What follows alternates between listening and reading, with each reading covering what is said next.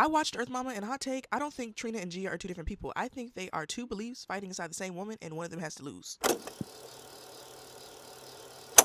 Despite Gia and Trina growing up together, having similar experiences, and both being pregnant at the same time, it seems like there's a constant tug of war happening between the two characters. Gia is the version of herself that doubts and is holding the weight of everything from the system to the expectations to the consequences of motherhood altogether. Trina seems to be the version of her that refuses to let go. She's quoting Bible scriptures, she's talking about how God has plans to prosper her, and talking about how it's her God-given right to have children. I thought watching this film at first that Trina was exuding confidence because that seems like the surface idea, but I don't actually think that's what it is. I think that Trina represents what belief means when it has to be actually fought for. Gia even says it herself that she believes that Trina is using the Bible as a way to make her believe in herself more. Which points out that Trina isn't really about being confident, she's actively doing things to sustain her belief. And throughout the film, these two versions of Gia are being played out through moments like the crib. Gia is trying to build a future that she's not even sure she can actually hold on to, and in moments when it's time to actually build that future, despite all her conversations with Trina leaves because words aren't enough to override your actions in the midst of uncertainty. And Gia keeps hitting this tension point throughout the entire film until eventually she cannot hold the weight of it anymore. The film starts off with Gia being told that even in the best case scenario with her current circumstances,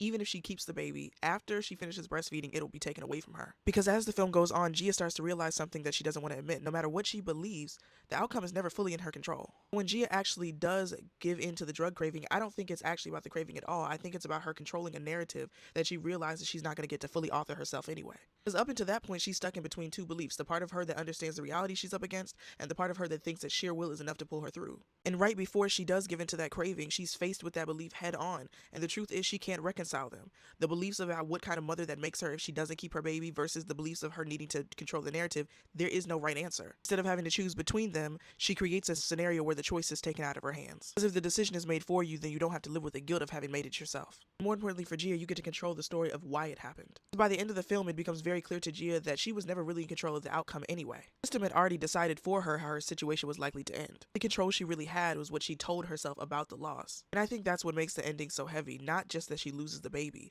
but that she has to find a way to live with the why. And I think that her needing to make that choice points out to a greater reality that all of us experience in one way or another. That some things you don't get to choose if they happen.